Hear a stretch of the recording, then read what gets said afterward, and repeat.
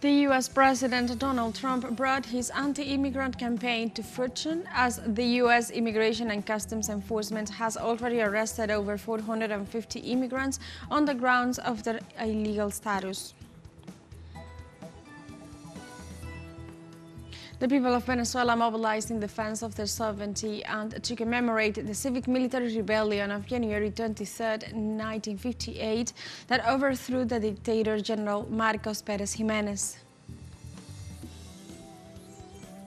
And Palestinian rescue teams have recovered at least 170 bodies in the southern Gaza Strip since the start of the ceasefire. Hello and welcome to From the South. I'm Alejandra Garcia from teleSUR Studios in Caracas, Venezuela. We begin with the news. Stay with us.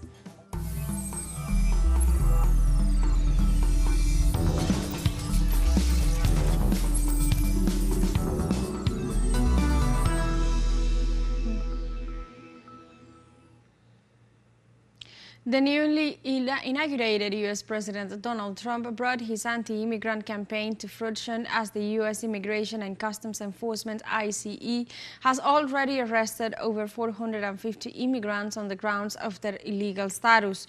In just 33 hours, civil organizations and national media have registered 460 immigrant detentions. The migrants are citizens from Afghanistan, Angola, Bolivia, Brazil, Colombia, El Salvador, Guatemala, Mexico, Honduras, Senegal, Dominican Republic, Ecuador, among others. Immigration authorities claim that some detainees have police records. Meanwhile, the Pentagon is preparing military contingents for the U.S. border, which media outlets estimated such deployment could reach 10,000 troops. Russian presidential spokesperson Dmitry Peskov assured Thursday that the threats of the U.S. President Donald Trump to impose new sanctions did not catch his government by surprise. The diplomat described Trump's first presidential term back in 2016 as the one resorting to most sanctions. Peskov ensured that Russian authorities have kept posted about the statements to mull over all the nuances. In addition, the spokesperson reaffirmed that Moscow takes the path of dialogue based on respect and equity, so it awaits signals to reactivate contacts with Washington. Lately, the White House menaced Kremlin for further sanctions if the Russian Federation does not reach a peace agreement with Ukraine.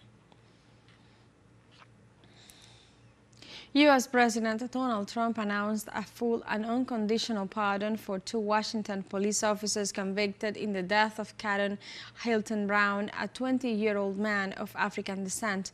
In 2020, agents Andrew Sabatsky and Terence Sutton exerted an unauthorized police pursuit of Hilton Brown. The latter, fearing for his life, tried not to confront the officers, but they chased him, causing him to crash into another car, bleeding to death. The agents allowed the driver leave the scene and cover up the crime.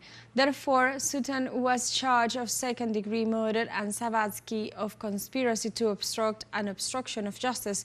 Currently, the president pardoned the 2 agents, claiming they were after a criminal.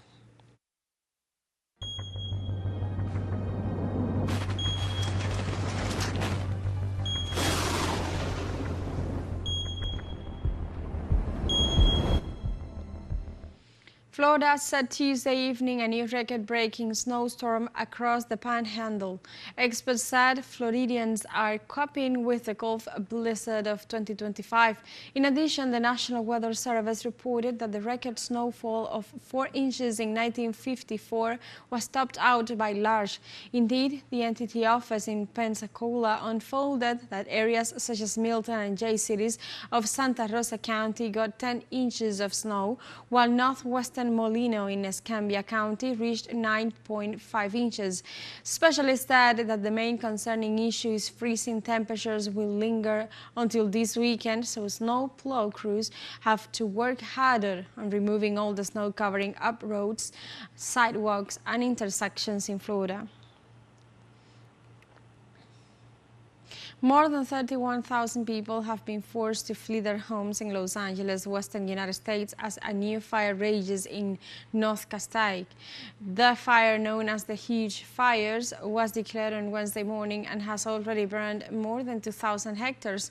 Emergency and weather services warned last week that winds in Southern California were helping to fuel the flames.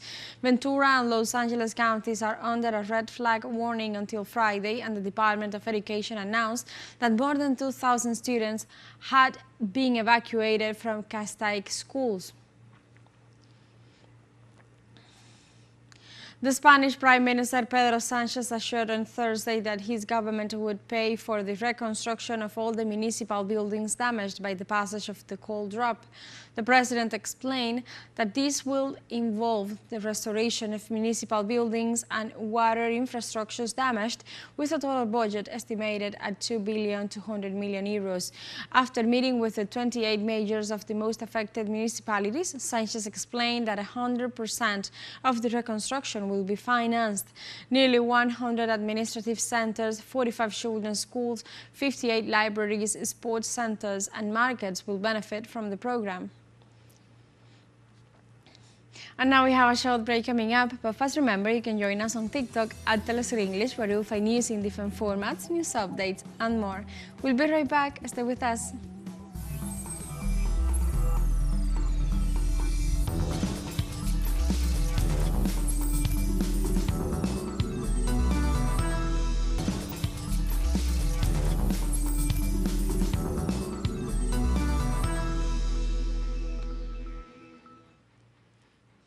Welcome back to From the South. And the people of Venezuela mobilized in defense of their sovereignty and to commemorate the civic-military rebellion of January 23, 1958, that overthrew the dictator General Marcos Pérez Jiménez. The demonstration in Caracas also takes place in the midst of the ongoing Bolivarian Shield 2025 military drill that seeks to warranty the country's territorial defense with the participation of the organized popular power. In this regard, the first Vice President of the United Socialist Party of Venezuela, Diosdado Cabello, highlighted the determination of the Venezuelan people to defend the sovereignty and independence against any threat against the peace and stability of the nation. We stay in Venezuela, where the state announced the reactivation of the 13 productive engines of the country with the objective of advancing in the 7 transformations plan. One of these engines is the socialist and solidarity-based communal economy. With the details, our correspondent Daisy Toussaint. The Commune El Panal is a historical organization of the 23 in Narrow neighborhood in the Venezuelan capital, pioneers in popular participation projects. We would have to see how it was planned at the beginning, that each commune would have socio-productive organizations according to their knowledge in sewing, fishing, agriculture, at least in Caracas. I will give you an example from Caracas. We are serving 466 communes in Caracas. Those communes in turn have socio-productive organizations of textile confection. We are talking about more than 1,600 producers, who at the same time produce more than 467,000 products in school uniforms, jackets, and school clothes. This economy strengthens the communal economy, which develops what would be the communal bank, and at the same time, it advances towards the communal state. The socialist textile factory Las Abejitas del Panal has been operating here for 13 years. It is an organization that follows the guidelines of the commune and provides work and knowledge to the population. My grandmother is a seamstress and she used to teach me a little bit, but I learned here and now I myself taught her, look grandma, this is how it is. The good thing here is that we leave at 12 o'clock. We go to lunch until 2:30 p.m. I have my children studying here. I go to pick them up, I have them here for a while, I go home for a while, and then I come back here and leave at 5:30 p.m.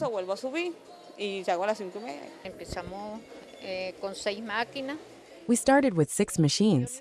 I was not going to work here. I came to bring my daughter, and I liked working so much. And I liked the workshop so much that since I already knew how to sew, I stayed working until now.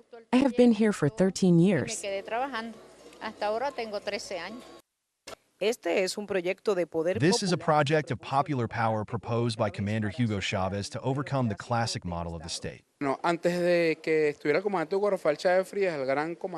Before the presence of Commander Chavez, the productive forces, be it bakery, sewing, breeding, fishing, were in the hands of private companies.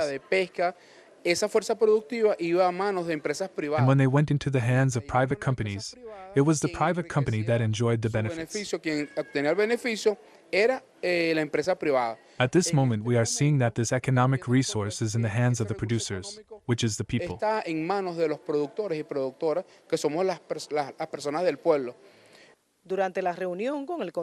the meeting with the Economic Council, the president of Venezuela announced that they will remain in permanent session to reorder, redrive, and promote the country's new economic and productive agenda. Venezuela no es colonia del Banco Mundial. Venezuela is not a colony of the World Bank, nor of the International Monetary Fund, nor of anyone. Venezuela está construyendo su propio modelo. Else Venezuela is building its own model of economic, political, and social independence of equality. Social, de igualdad. During 2024, manufacturing increased by 4.6%. The Venezuelan head of state summarized the transformation of the economic model, explaining that the Bolivarian economic agenda was simplified to 13 engines and the defense of national savings was launched. Para teleSUR, Daisy Toussaint, Caracas, Venezuela. Nicaragua's National Assembly on Wednesday unanimously approved the reform of the Constitution's chapter on the economy and public finances in order to boost the country's productive and commercial activity. In this context, the parliamentary work is part of the process of partial reform of the Constitution. With this resolution, for example, the creative economy is elevated to state policy as a pillar of sustainable development in Nicaragua. The approved bill also reaffirms, among other things, the inalienable rights of families to access medicines, school supplies, drinking water, public transport, and other essential services. The governor of the southern Mexican state of Guerrero, Evelyn Salgado Pineda, said on Wednesday that she was working on a comprehensive program designed by the state's main authorities to receive migrants deported from the United States. She also explained that she had met with various authorities to develop a policy of support for the citizens of this state who live in other countries, reassuring them that they are not alone and that then when they return to their homeland, they will be welcomed as they deserve and will be embraced in all aspects. She also pointed out that he has in contact with immigration authorities and migrant organizations in cities such as Chicago and Los Angeles to channel the arrival of their nationals. And we have a second short break coming up, but before we invite you to visit our YouTube channel at teleSUR English, there you'll be able to rewatch our interviews, top stories, special broadcastings, and more. Hit the subscribe button and activate the notification bell to stay up to date on the world's most recent events. Final short break, don't go away.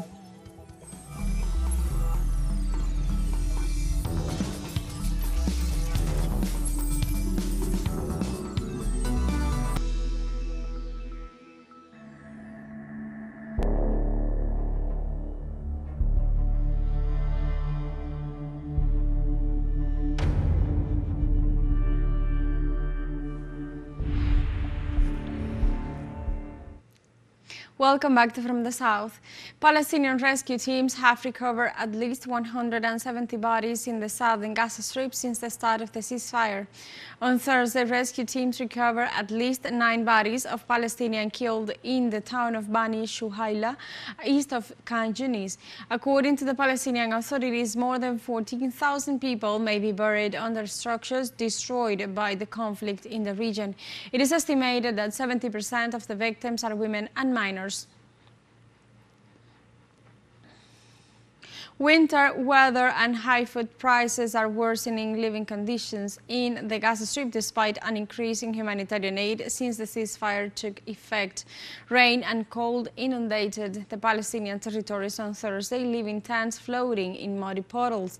Despite the Israeli ceasefire in Gaza, the living conditions of at least 2 million displaced people are still extreme due to the lack of food and other essential supplies. This combined with the impact on families who are living in the open due to the destruction of their homes by the Israeli aggression. After the signing of the ceasefire between Israel and Hamas, Palestinians are returning to their former homes in the Gaza Strip.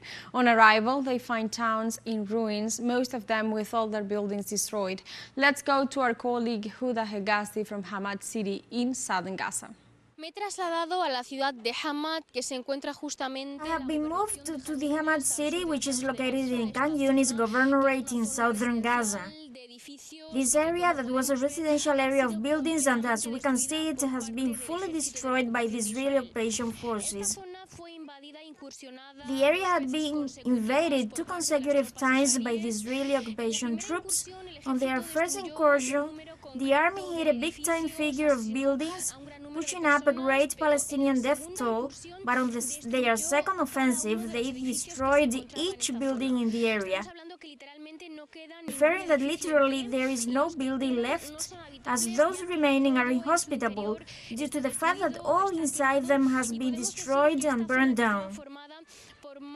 So we could say that this area made up of over 50 buildings has been fully destroyed. However, after the humanitarian truce, Gazans who used to live here have come back home, but they were shocked when they saw there's no home left.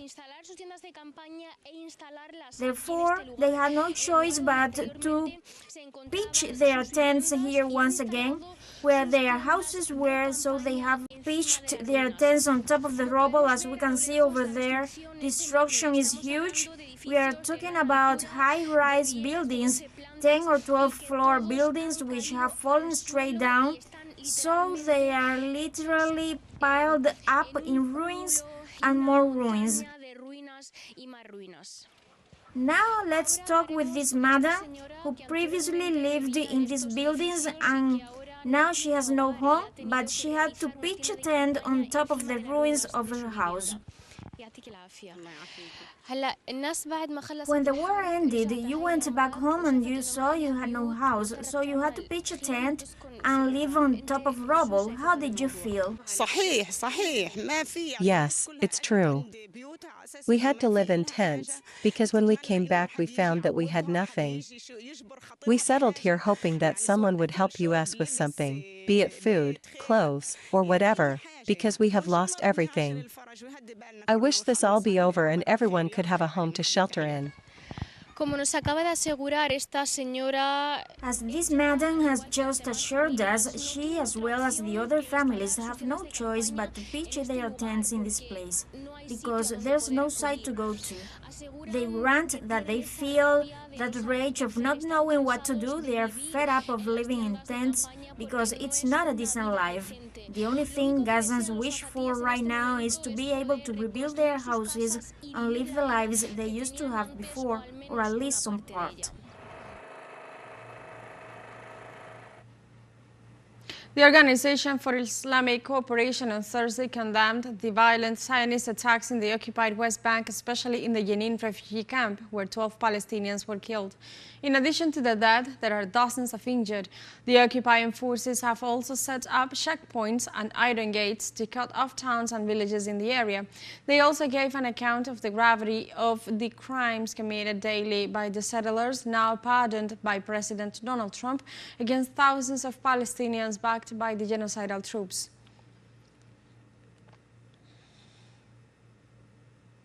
In Sudan, more than 1 million people have fled to South Sudan because of the conflict and humanitarian crisis. Tens of thousands of people have been killed and more than 12 million forced to flee since the war broke out between the army and the Rapid Support Forces in April 2023. The United Nations reported that more than 770,000 people have fled through the Gaza border, crossing in 21 months, while tens of thousands have crossed into South Sudan through other locations, bringing the total to more than 1 million. The organization called for more support for both displaced people and the communities hosting them, noting the significant pressure on resources in South Sudan. New cases of cholera have been reported in Angola's Huambo province, bringing the number of people infected to 671. According to the Angolan Ministry of Health, the provinces of Icolo, Bengo, and Malanje and Luanda have also recorded cases. The capital, Luanda, has the highest number of confirmed cholera cases, with 484, around 70% of those affected. The health authorities say they have been taking steps since January 18th to procure vaccines for the population, giving priority to children. And like this, we have come to the end of this news brief. But remember, you can find these and many other stories on our website at telesurenglish.net and join us on social media. We are on Facebook, X, Instagram, Telegram, and TikTok as well. For TeleSUR English, I'm Alejandra Garcia. Thank you for watching.